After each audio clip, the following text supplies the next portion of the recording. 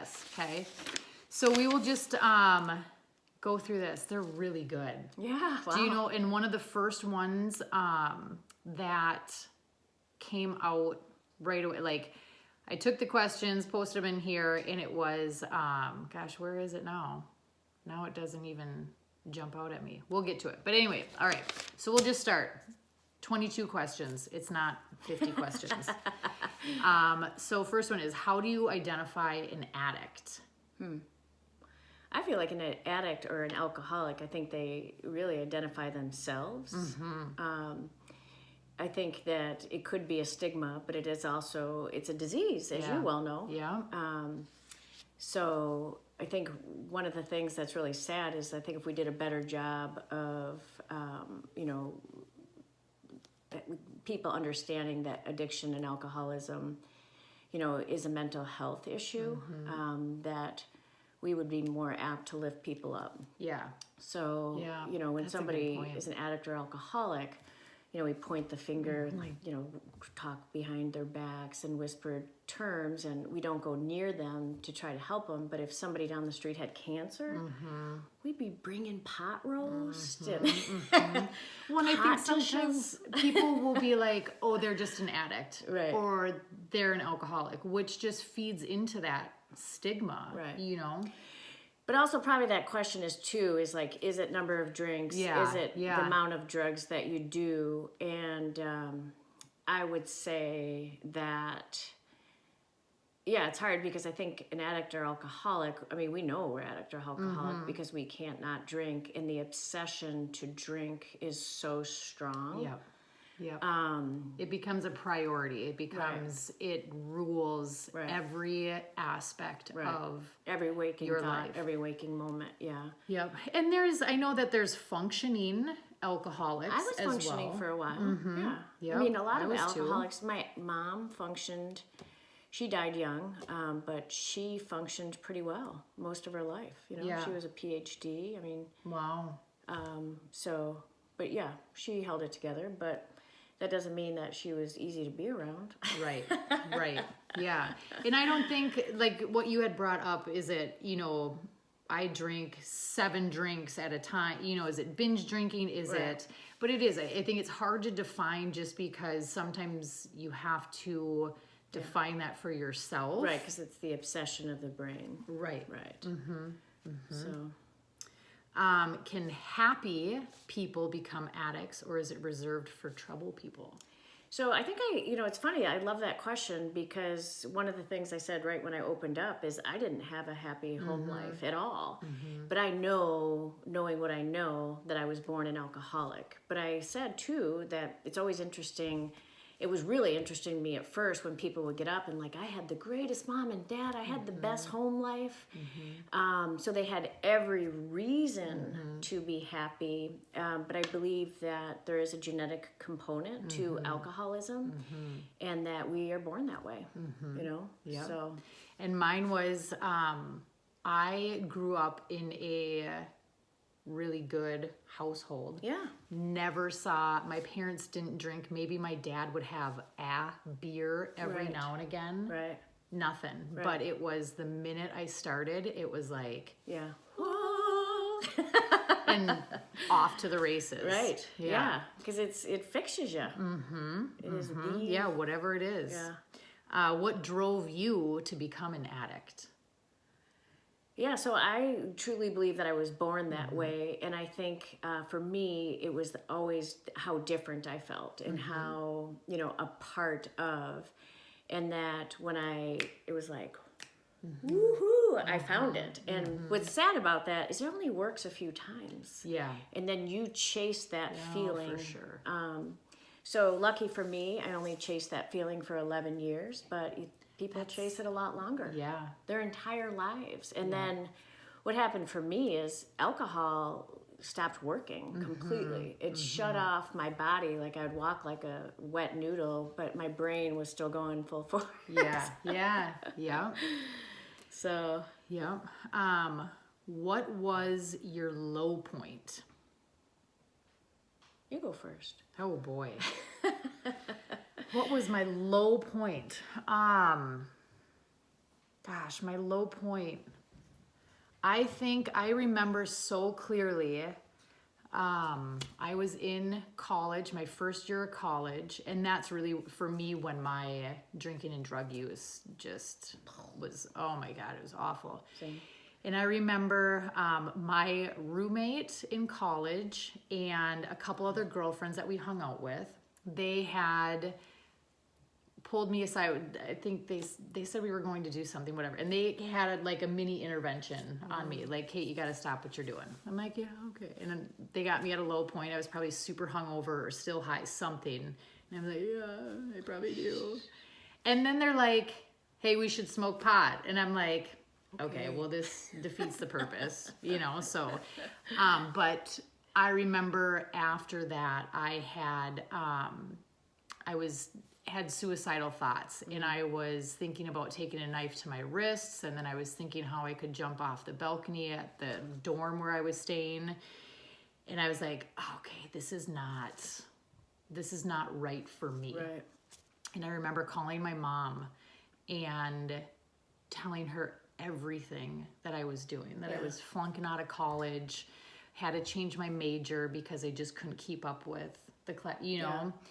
Yeah. And so I told her everything. I said, you have to get me help. You have to get me in somewhere or I'm going to fucking die. Wow. So she's like, Katie, you know, what can you do from here? There was like 2 weeks left of school. Right. And so she's like, do you feel like you can just finish up, you know, what you're doing? And I'm like, yep, okay, I'll try. And so I finished it up. They came and got me. And then I went back home and, she begged the treatment center. They had been making calls and trying to help me get into places. Everywhere was booked. But that was my low point. And thank God it was September 19th. I don't remember the year, but I'll remember the day forever. That they had called, my mom had called to say, hey, she needs a room. And they're like, we're all full. We don't have anything for like 2 weeks, whatever. And my mom was like, she's going to die if she doesn't get in there like today. And they called back, I think that day and say, hey, we've got a bed for her. And so I got into treatment. But yeah, that was a low point when I first tried to get sober. Right. And then I think just after that, like after having some sobriety and then going back out, just knowing that I wasn't doing what I was supposed to be doing. Right.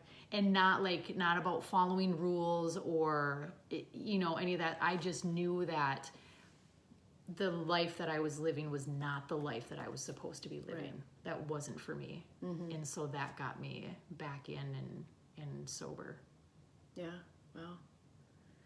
Yeah, so mine was more, as I said, it was more of a fizzle that I had done there were so many really horrible things that, you know, I just remember, like little things. My boyfriend locked me out on First Avenue in downtown Minneapolis, but I know someone took me home, but I don't remember the car ride. And then, so I don't know what happened. Yeah. And then, you know, there was just so many crazy, awful things that happened like that it was that being so spiritually bankrupt, walking to work that day, feeling like I was, you know, carrying, you know, 2 tons behind me, and it just got to be too much. Yeah. That I just didn't, the benefits of alcohol were not getting rid of, you know, any of the stuff you know, even my drinking was horrible. Yeah. So so there were so many, like if I told you some of my low points or some of the things that happened, well, that would have been enough. But for me, it wasn't enough. Yeah. But all of them together just kind of kicked me and... sick and tired of being sick and tired. For sure. All right. This could be a good one. Starts off with probably a controversial question. What was your favorite experience involving drugs or alcohol? So that's a funny question, but a good question. So it's funny, when I used to spend my summers on Martha's Vineyard, and I dated a guy that said he was sober, but he did drugs. He smoked pot like constantly. And so we got an 8-ball, and I was like, ooh, well, I thought it was great because like I drank a whole liter of vodka. And I was like, this is awesome. And then I almost died. I literally couldn't move for 3 days. Oh my God. Yeah. Liter of vodka, I think I weighed 110 pounds. Oh my Lord. But I would say drugs, and thankfully drugs scared me. You know, but, and shrooming. Oh my gosh. One time we did shrooms, and that was awesome. I mean, the hallucinations were a little much. Yeah. Those were probably it. Yeah. Yeah, I don't know. I think favorite experience, man. I mean, I was a blackout drinker. I mixed a lot of chemicals together, and so I don't remember a lot, you know? And I mean, of course, like at the time, I'm sure it was like a killer party that we were at, or concert, or whatever. Remember the first 5 minutes. Yeah, but I mean, I remember when I first did coke. I was up at the North Shore because I went to school at St. Scholastica, and the guy, fucking Larry, his name was Larry, and never trust a Larry. He would answer the phone, Larbo here, where's the party at? And that like should have been a big red flag, right? Oh my God. But he introduced me to coke, and I remember I was so nervous. We were in his car. I was shaking. I was so nervous, you know, and I'm sure I was high on other stuff too, but I had never done coke before. But I remember doing my first line, and I'm like, this is fucking it. This is it. You know, like, where has this been? If I knew where to get that, that would have been a bad thing. Man, yeah. But I mean, I wouldn't even call that a favorite experience, but that's how it was with every chemical the first time I tried, you know? Even if it almost killed us. Yeah, didn't matter. How did you get clean? Yeah, for me it was meetings. I didn't know about treatment, and I had no family here either. So it was meetings, sponsor. Which I think that takes a lot of strength to just. Yeah, but I think my willingness was, you know, and I think, you know, both my parents were practicing alcoholics. My dad did get sober probably when I was in my late 20s, but my mom drank till her death, and so. I really had no one to call. Yeah. So. Yeah. And not that they wouldn't have helped, but I just always felt like I was on my own. Yeah. You know. Yeah. So. Yeah. I went to treatment. I went to treatment when I was 18, and that's all I wanted to do. Was get sober at that point, and then I went through did my halfway house. Yeah. Ended up relapsing. Had some more experience out in the field, and then well, yeah, because you think you're gonna do it different. Yeah. Well, I thought, I was different just this time. experimenting. I was 18 years old. How can I be an alcoholic and an addict at 18 years old? Right. Like, and only using for 3 years. Right. You know what I mean? I'm like, oh no, I totally got this. Like, I think that was just a phase. You know, and so I tried, and it definitely was not just a phase at all. But I think very similar. It was just one of those things where I knew that's not what I was supposed to be doing. I knew that there was more in life for me to be doing. Right. And so I knew what I needed to do. I needed to get my ass back to meetings. I needed to work with my sponsor. I needed to do the steps. I needed to do service work. And so when I had gotten to, I guess, that next low point, and thankfully I was able to have that, you know, that moment of clarity of like, Kate, what the fuck are you doing? Then I could be like, okay, I know what I need to do. And so I started going back to meetings and working with my sponsor, the steps, giving back, all of that. Yeah. So. And it works. It absolutely does. Yeah. How involved was your family or friends? Yeah, so my friends, unfortunately, my drinking buddies were no longer my friends anymore. And I was from New York, and then I moved to Minneapolis, it was easier to kind of let those go. So I was lucky in that regards. So I said, you know, both my parents are addicts, alcoholics, and so was my sister at the time. She, you know, dabbled in trying to get sober, but unfortunately never did. So I kind of feel like I was on my own, and but wow, AA quickly became my family. And you know, it's funny, I got my 26-year medallion at my old home group, and I would say there was a good percentage of people in that room that were there when I got there. Wow. So, you know, 20 plus years sober, 30 years sober, you know, so they'll always be my family. Yeah, that's so cool. Yeah. That's awesome. My friends, like, I don't talk to anyone that I used with. Yeah. And that was okay. I mean, I think when you're 18, that can be a really tough part, you know, but I had a really hard time because I went to Hazelden in Plymouth when I was 18, and we would go out for like activities and stuff.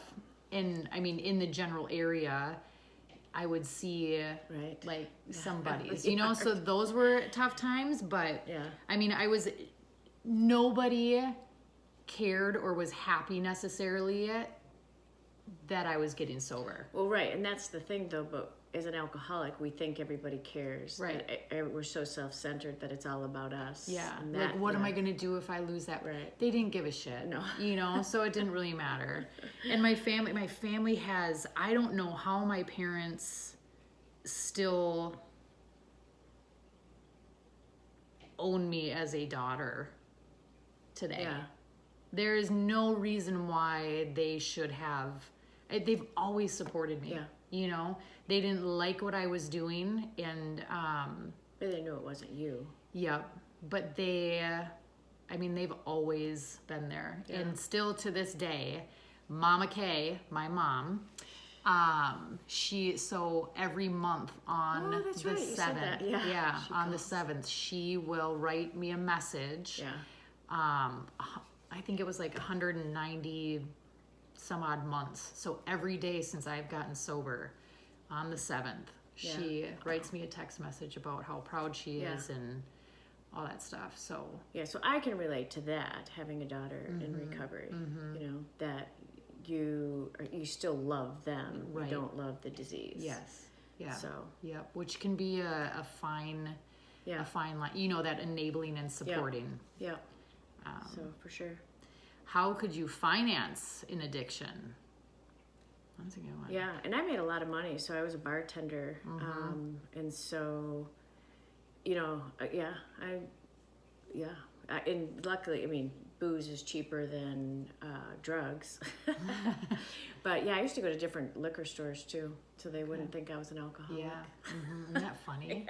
Just the game, right? Like they're really paying attention. If they're working at a liquor store, they're probably... So. Yeah, I think I worked. Yeah, like I never lost a job because of my addiction, which kept me out probably longer than I should have been. But I worked, and then when I was living in Houston, Texas, which I don't suggest. I'm just kidding. It was just shitty. I think I got my first credit card down there, and it was like a Target Visa card. Yeah, those oh my helpful. gosh! And they gave me like a $12,000 limit. Well, mine wasn't So that just high. charging I think I had like everything. 2 or 3. Oh my god! I was like, why would you give an 18-year-old that? And nobody told you how to use it, Fuck but I was no. like, yeah, I'll booze. Yes. Oh my god, that was cash advances, And rent. then That was everything. Yeah, and college booze was cheap too, because we would go to the happy hours where they would, you know, be like 25-cent Meister Brows or Oh, something. there you go. Yeah. That was not See, you good. know where to find the deals. Yeah. Yeah. Have you ever relapsed? Thankfully. Yeah, I have. Like I said, I went to treatment at 18, and then finally got sober at 22. So it took me a few years in between there to Not bad though. solidify. Yeah. Still young. Yeah. I don't have a lot of regrets in my life. I don't have really any regret. Maybe a couple regrets in my life, and I wish that I would have just stayed sober at 18. Yeah, but it wasn't your path. No, right. It wouldn't have. I needed those 4 years Yeah. to really solidify. This is what I need to be doing for sure. You qualify. Yes. Woohoo! The next one's funny. Yeah, giving birth sober. Could you take the pain meds? You know, I said I wasn't going to because they show you what an epidural looks like in those classes, and I was like, no way am I doing that. But I did do an epidural, so I didn't feel goofy. I just couldn't feel anything from my legs down. Yeah. But in terms of pain meds, I had shoulder surgery probably a year out from being sober, and I'm really careful about pain meds. Yeah. I would never take. So I think I got, and then I broke my nose. I got hit by a softball. Oh my gosh. But I think I tried to take Tylenol Yeah. or just ibuprofen. So I'm careful. Yeah. Yeah. Yep. Yeah. And I don't take any other meds. Like I Yeah. don't take, like I never took Valium or anything crazy like that. I mean, I would probably talk a doctor into it, but. Right. Giving birth sober. I didn't know what I was going to do when I gave birth to either kid. I made sure that I let the provider know, like, just tell me at the last minute that I can make the decision what I want. I ended up getting an epidural. Yeah. But I remember at the time, the kid's dad, he was like, "Oh, you can't get an epidural, you're sober." And I'm like, it doesn't do anything to your head. It I just am blocks. pushing a child out of my vagina. Like, if I want a pain med, I will get a pain med. But yeah, and that it wasn't anything like. Yeah, because the epidural just doesn't- blocks you. Yeah, and And I could still feel everything, which was kind of a bummer. Mm-hmm. I turn that shit down. I told them to turn it back on after I had given birth. Well, yeah, that This is wasn't probably too comfortable. much information, but I don't really give a shit. But because I tore. Oh, yeah, and I they, did too. Because they had turned off the epidural Yeah, same. before I actually delivered. Yeah. Because it was like too much. Because I was like, I can't tell when I'm having a contraction. I can't. Like, you got to turn that shit off. Yeah. So it was off. But then when they were sewing me, I was like, can you turn that back on? Yeah, They're that like, didn't feel no. That wasn't fun. Yeah. So, yeah, get the epidural. Yeah. So the next, no kid, if you want to, Yeah. you don't. I mean, kidding. more power to you if you have natural. I think that's phenomenal. But I enjoyed mine. Yeah. If you need knee surgery, what will you do about pain meds? Tylenol, Advil. Yeah. I think when, like, in the hospital or in Whatever, surgery, yeah. obviously, but I'm the same way. Like, I barely like taking anything for, like, a headache. Same. Same. And not because I'm afraid, like, it has nothing to do with my But just addiction. because what the meds do to your body. Yeah. Being more aware of being healthy. And Yep. yeah, I'd take turmeric before I would take ibuprofen. But I won't even take, like, that Mucinex D if I have congestion, Yeah. you know? Like, I have to be really bad. or... Not sleeping. Yeah. Yep. Or what's that? Like NyQuil? Yeah, I want to take that. I used to robo-trip, and you know where you chug the whole bottle of, oh my God, it's so gross. But I won't, because there's alcohol in that too. I don't do like white wine vinegar. I don't, anything. Yeah. And again, not because I'm afraid that, I'm going to go off the deep end with that. I just don't eat, because what's the point? I just don't even, Yeah. I don't even tempt myself. Yeah. You know? Okay, this is a good one. Once an addict, always an addict? Or is it possible to casually start having a Corona with your tacos? That's a funny thing. So I think as an alcoholic, once an alcoholic, always an alcoholic. Mm-hmm. And one of the funny things is, I don't ever wish I could drink again, but I wish I knew what it was like just to have one Corona. Totally. So I still will watch people at the bar and they'll have like half their glass of wine. I'm like, what is the matter with you? Yeah. Finish that thing. It's Yeah. $10. No. So I have never seen anyone that's come into the rooms of AA successfully go back out and Control their drinking. Yeah. We typically don't make it to AA by accident. And then the sadder thing about alcoholism and drug addiction is that it is progressive. And so even though Kate hasn't had a drink in almost 16 years and I haven't had a drink in 26 years, if the two of us were to start drinking today, it would be as if I was drinking for 26 years and she was drinking for 16 years. So we wouldn't pick up where we left off. We would pick up as though we had been drinking all these years. So, yeah, I've never, usually they fall off a cliff so fast. And people go, wow, how'd that happen?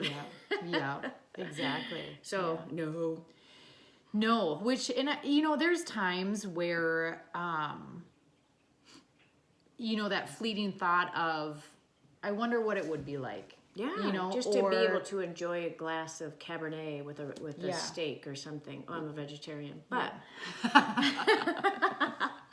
with my veggie pita sandwich. yeah, my hummus sandwich. Yeah. Yeah. Yeah, but it's a very fleeting thought, and Yeah. it doesn't happen very often. I think more so maybe when I was first sober, Yeah. it did. Like, why can't I? You know, there's a Right. lot of those, why is it like this?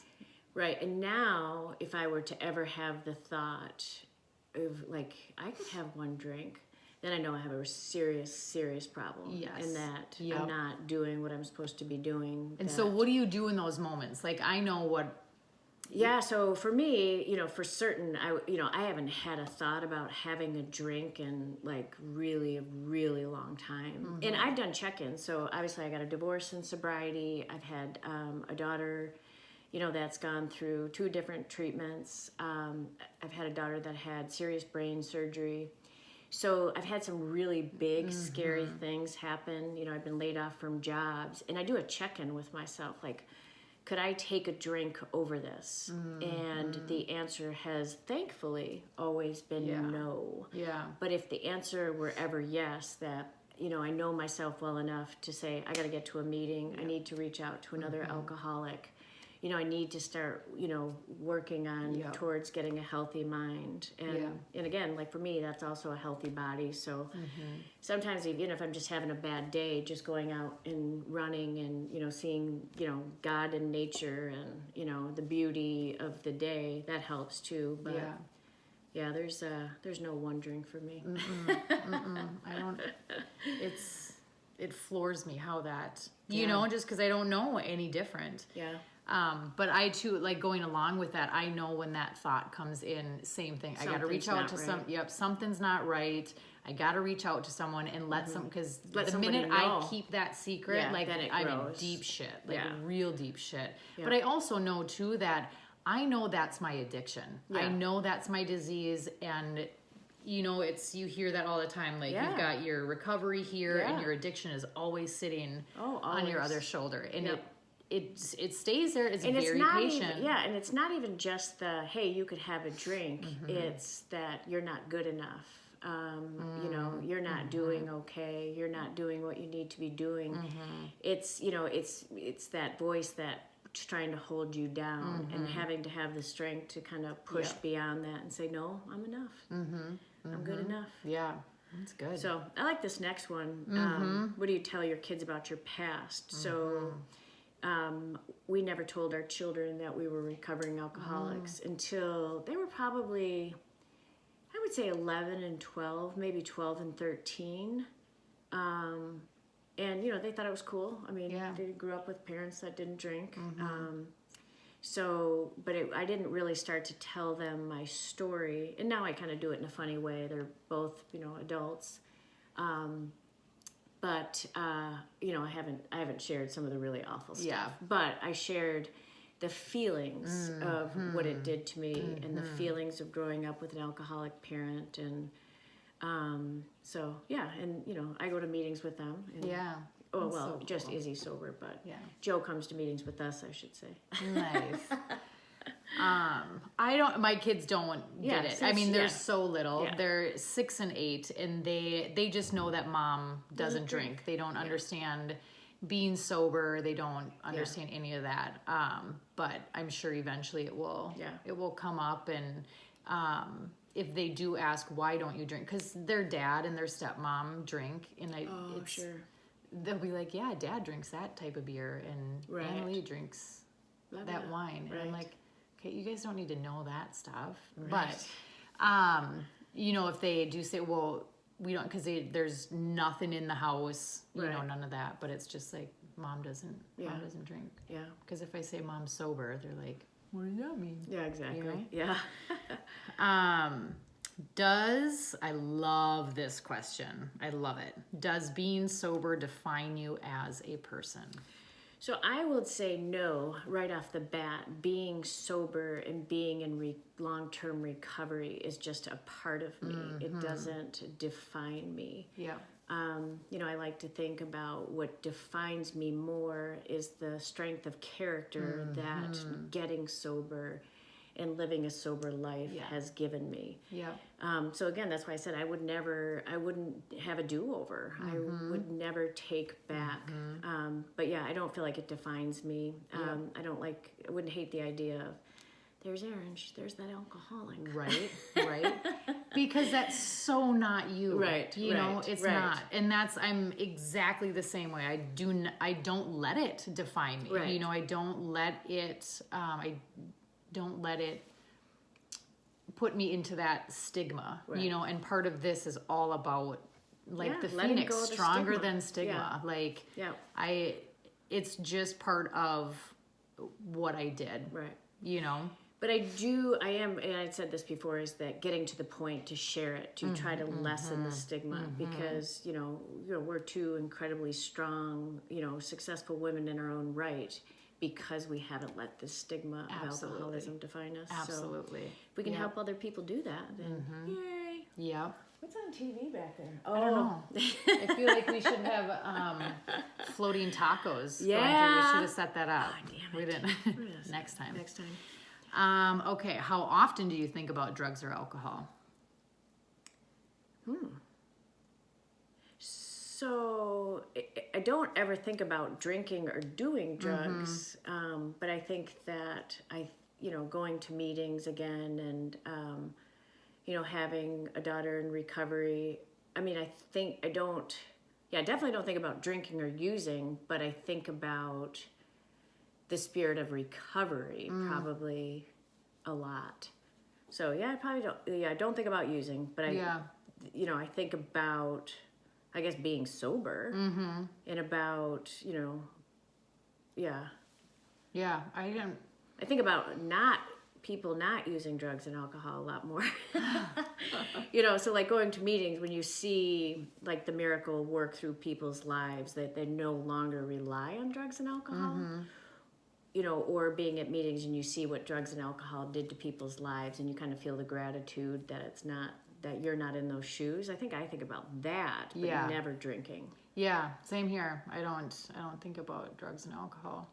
I mean, unless you consider, like, if you share your story and that's, you have to, but it's not, I don't sit on a thought, like I don't have thoughts of drinking or using at all. How do you feel when it's portrayed on TV and movies? Does it trigger you? No. Yeah, me neither.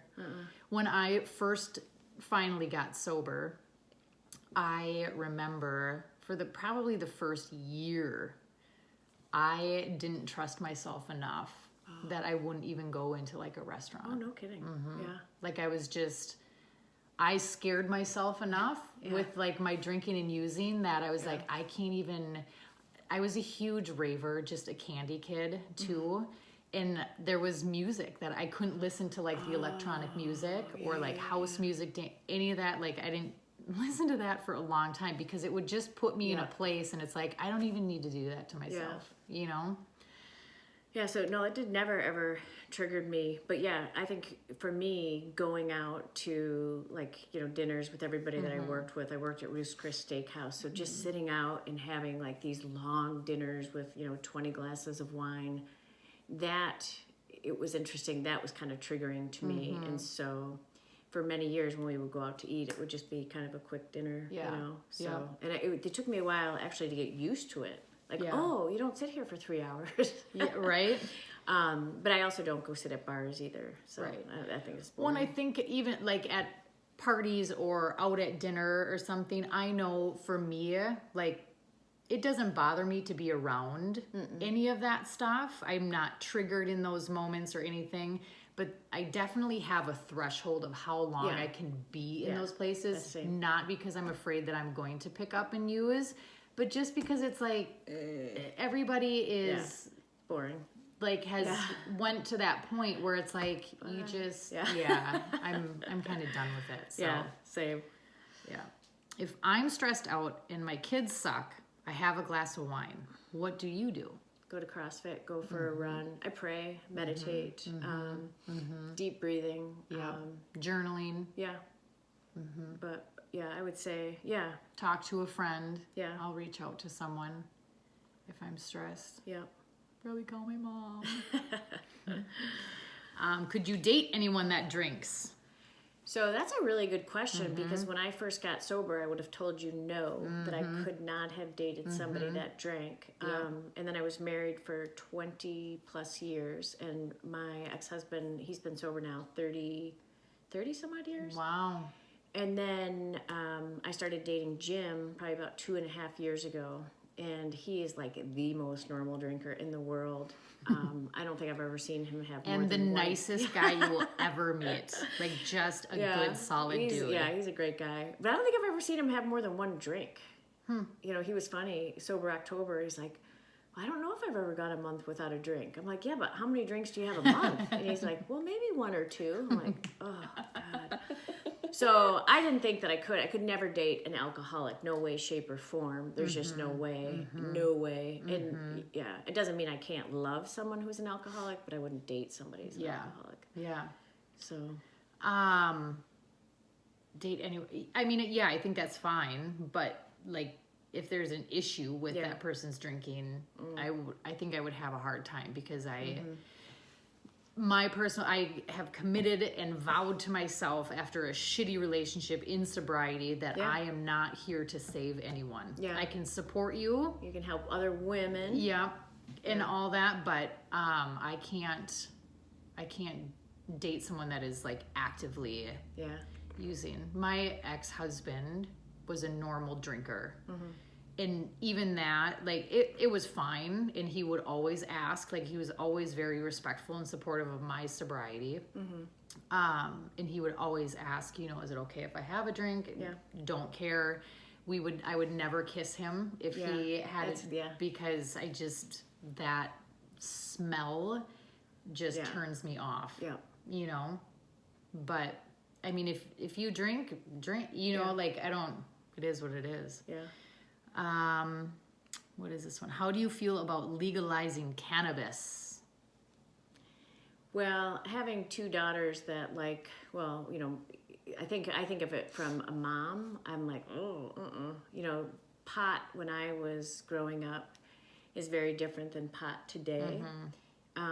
So, you know, without knowing all the information, I'd say no. Yeah. I mean, I don't know. I don't know if I really have an opinion. I think I'm more opinionated because of the work that I do. Oh, yeah. Because with the pregnant ladies, I mean, we have women who are on medical marijuana for pain. I suppose if you're using it for... I don't even want to say the greater, this is probably going to sound really stupid, but if you're using it because of those things, like, okay, I get it. You know what I mean? But would I ever, just because pot is legal, doesn't mean I should use it. You know? But if pot became legal tomorrow, I wouldn't obviously use it. Right. Yeah. I don't know. That's a tough question, actually. How do you feel about legalizing cannabis? I mean... I think that, as somebody in recovery, I'm not for it. As a citizen of the United States, I don't really, that's the part that I don't know. Sure. Is, what does it do for economy? What are the statistics in terms of, people not missing days of work or things like that? I just don't know any of that. Yeah. So. But even in my day job, we don't, even with medical marijuana, we don't suggest that they use that. Well, I wouldn't, so as an addict or alcoholic, it's somebody, if I had pain and somebody wanted to give me medical marijuana, I would say no. Yeah, for sure. Yep. I think even, and that could go along with like the CBD oils too, and kind of where things are at. Right. With that. Well, supposedly they take the THC out. Yeah, well, and like we were talking about earlier, we were talking about kombucha. Good stuff. And trace like amounts CBD, of alcohol. non-alcoholic beer still has a percentage of alcohol in it. I think you'd have to drink 12 though to be equivalent to 1 beer. And you'd probably get sicker than a fucking dog doing that. I'm sure you just bloated. Pee all night. Yep. Yeah. Bloated wood tick. Oh, that's too funny. Is there anything you miss about using drugs or alcohol? Again, the only thing I miss is probably that first couple of times that I drank, that it absolutely fixed the world. It fixed everything that was wrong with me. That feeling is what I chased for a long time. And that, I think, so I don't miss that, but it was just like that feeling. That euphoria. Yeah. Yeah. It was, yeah. And, I think that thankfully, working the program and doing all that, like I can get that euphoria from life and different things. But yeah, I chased that for a long time. I don't, So maybe that's it. Is there anything you miss? I think, same thing. Like that first line, that first time. That first drink of the night. I think I got alcohol poisoning my first time I drank. I think I did every time I did. Same, and no one cares. Like I'm the one passed out, blacked out on the couch, not knowing if you're breathing or not. God only knows what people are doing to me. But some of those proud moments, like I remember a proud moment like in college, right? Yeah. I would go to parties with like my own 24 pack of beer. And I would sit and I would this is mine. No one's touching it. I will finish this shit before I move on to your keg and whatever else people have got going on. But and that's so stupid. Now I look back and I think, why didn't I just drink vodka? I would have to drink 24 beers to get a buzz, but I could have just had a quarter of a bottle of vodka. Yeah. Damn it. Man. I miss that. We weren't thinking. We weren't thinking. Are you worried your kids have the addict gene, or is it all circumstantial? I think there is a gene. I totally think there's a genetic component. Both my parents were alcoholics. And there's research that proves that. So my husband and I used to joke, hey, which one of our kids is going to be an alcoholic? And we always used to guess Jordan, and it was Isabel. So yeah, we kind of knew it was coming. I think as an alcoholic and going through the steps and working the program, you learn how to let go. And so I did a really good job of not controlling that situation or enabling her. And so, it's definitely hard to see your kids go through that. But I was at a meeting the other night, and there was a couple that I've known for many years. I think one of them's been sober 30 years, one has been sober over 20 years. And her 27-year-old daughter is going on hospice care because of cirrhosis of the liver. And so I think there, but for the grace of God, go I. And that, I'm just grateful that even though she's an alcoholic, that hopefully because she saw by example that she'll know what to do and how to live. Yeah. So, yeah. And you're not there yet. No, but they have a 50-50 shot, right? Yeah. Their mom is an alcoholic, and I know on their dad's side there's lots of mental health. Yeah. On dad, like I don't even know what in the bloodline. It's like their dad's uncles, tons, like strong mental health. So like their dad's uncles and aunts. Yeah. So it's absolutely possible. I think one thing I am extremely grateful for is that my kids, God willing, will never ever have to see me. Right. They've never seen me as an active alcoholic, and hopefully they won't ever see that. And that is one thing that I will forever be grateful for. Same. That's probably the thing that I'm the most grateful for. So yeah. Yeah. Assuming most of your friends back then were addicts, are you still in contact? No. So even my sister is a practicing alcoholic, and it's hard to talk to her. So I try to call earlier in the day, but I've noticed the last time I called, I think it was 3 p.m, she was already drunk. Yeah.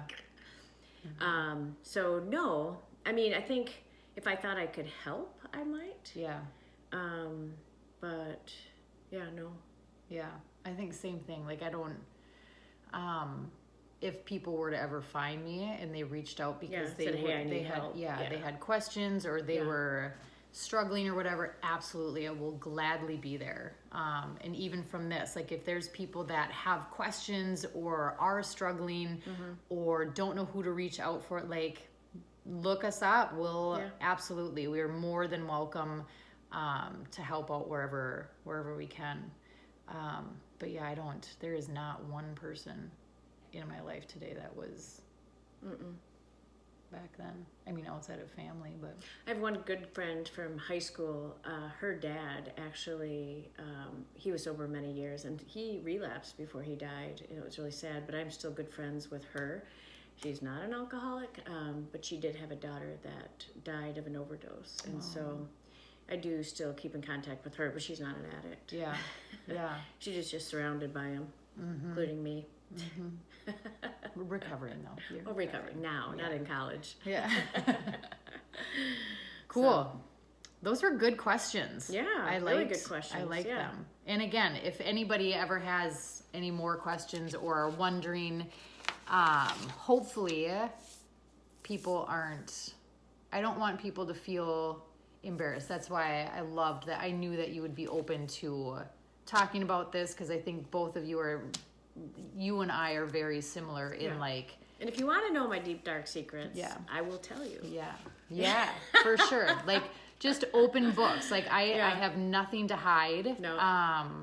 And I'm more than happy and willing to share. Yeah. And I know that you are too. Oh, absolutely. So this was good. It's for the better good. It is. Yeah. It is. Cool. Thanks, guys. Peace out. Eat your tacos. Yeah.